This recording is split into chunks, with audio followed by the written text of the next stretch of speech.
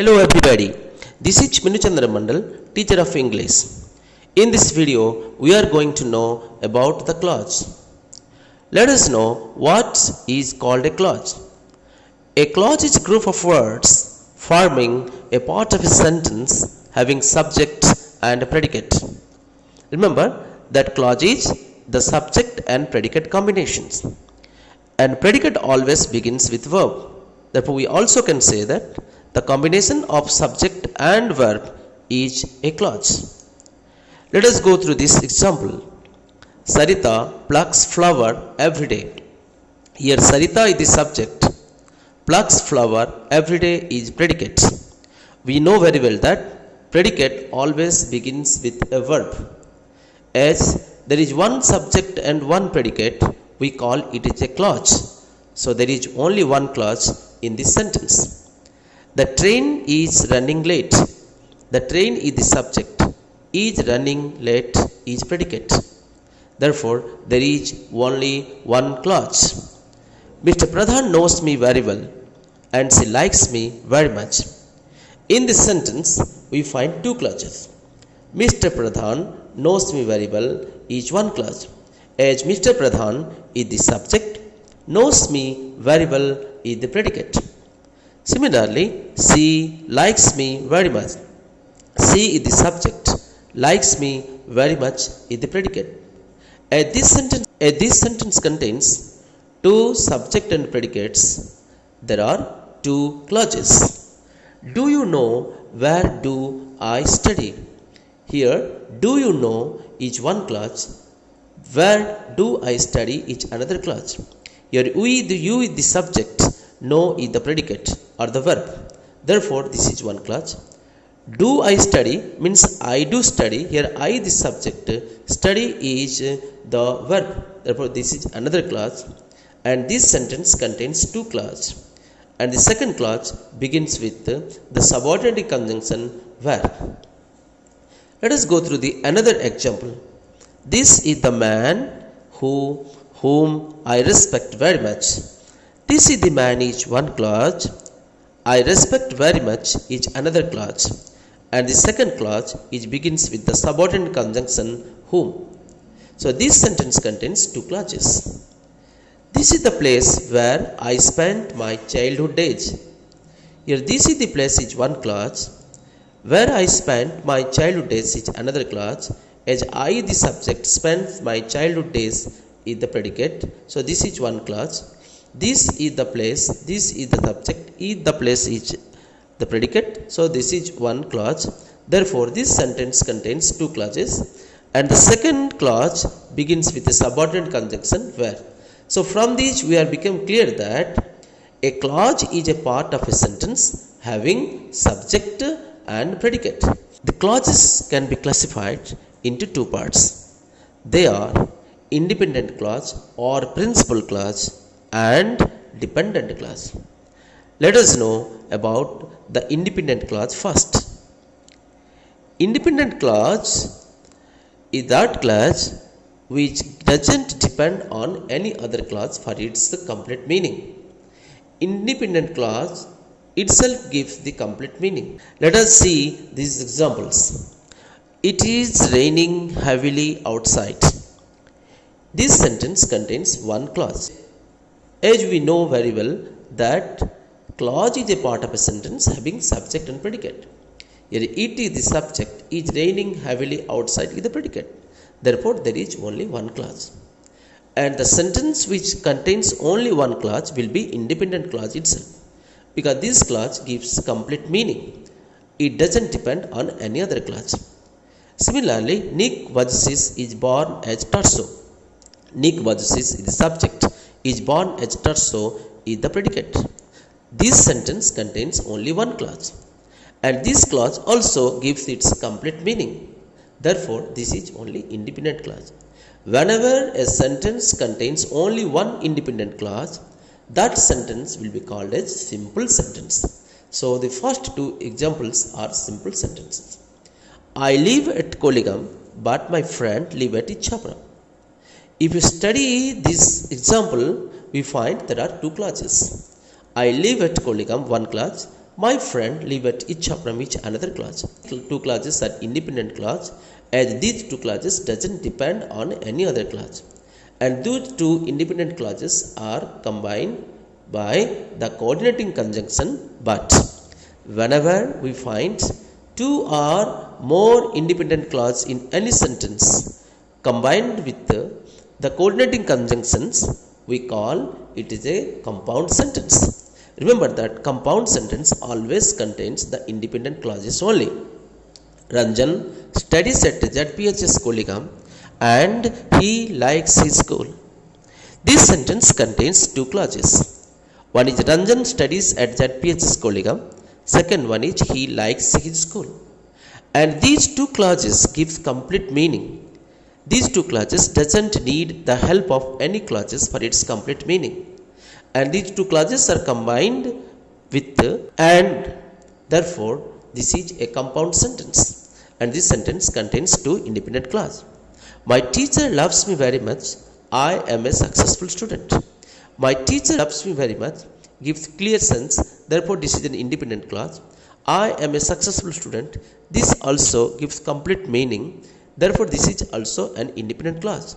As there are two independent clauses combined by the coordinating conjunction for, this is called a compound sentence. She didn't talk to her friends, nor did she call her family. In this sentence we find two clauses. She didn't talk to her friends, one clause. She called her family is the another clause. And these two clauses are independent clause combined by nor. I will go to the party or stay at home. Remember that I will go to the party, here I the subject, will go to the party is the predicate. This is an independent clause because it gives complete meaning of its own. Similarly, if you say stay at home, here the subject is I stay at home. So I the subject, stay at home is the predicate. This is also an independent clause. The sentence contains two independent clauses and are joined with the coordinating conjunction or this is a compound sentence. And this compound sentence contains two independent clauses. Tom plays football well, yet she likes tennis. Here Tom plays football well gives the complete meaning, therefore it's an independent clause. She likes tennis is another clause which is also an independent clause, and these two independent clauses are combined with yet. Yet is a coordinating conjunction. I have work at home, so I cannot attend my office. Here I have work at home is one independent clause. I cannot attend my office is another independent clause, and these two independent clauses are combined with the coordinating conjunction. So how can you know the coordinating conjunction? We know very well that there are 7 coordinating conjunctions. They are for, and, nor, but, or, yet, so. In shortcut, we remember these coordinating conjunctions with fanboys. Let us know about the dependent clause or the subordinate clause. Dependent clause doesn't give complete meaning. It needs the help of any another clause for the completion of its meaning. And what is a subordinate clause? All the subordinate clauses are dependent clause. We use the subordinate conjunction before the dependent clause. We call it as a subordinate clause. Let us go through this example to know about the dependent clause or the subordinate clause. This is the place where I studied my high school education. Here this is the place is one clause. I studied my high school education is another clause. And this clause I studied my high school education begins with the subordinate conjunction where. Therefore this is a subordinate clause. And this clause also a dependent clause because it doesn't contain complete meaning of its own. Remember that the subordinate or the dependent clause always begins with the subordinate conjunctions. Let us go through the second examples. I expect that I shall get merit scholarship. This sentence contains two clauses.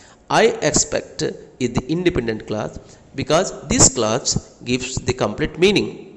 But if you say that I shall get merit scholarship, the question arises what? And for that, this clause depends on the first clause, I expect. Therefore, this is an dependent clause that begins with the subordinate conjunction that.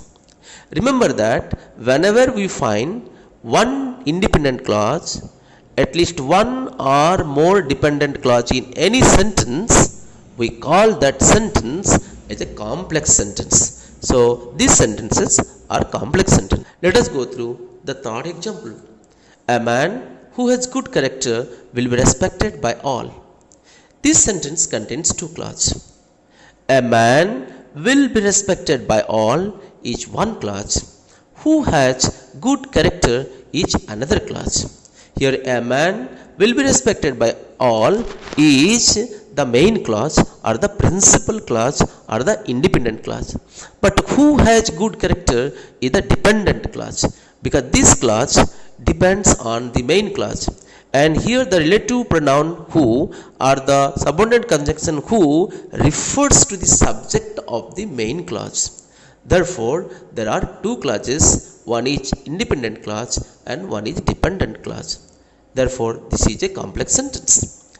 When I entered the room, Raman was writing a letter.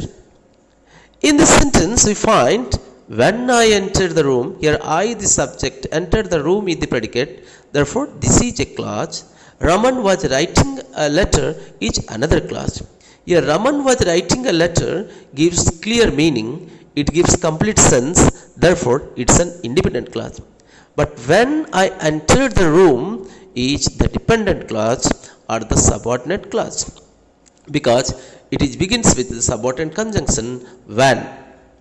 God helps with the main clause, those who help themselves is the dependent clause because this clause depends on the main clause for the complete sense. Therefore, this is a complex sentence. The clock struck 9 as soon as I entered the classroom. Here the clock struck 9 is the main clause or the independent clause. Whereas as soon as I entered the classroom is the dependent clause. Remember that the dependent clause always begins with the subordinate conjunctions. Therefore, this is called subordinate clause. So from these above examples, we became clear that the clause which does not express a complete meaning and depends on another clause to complete its meaning is called dependent clause.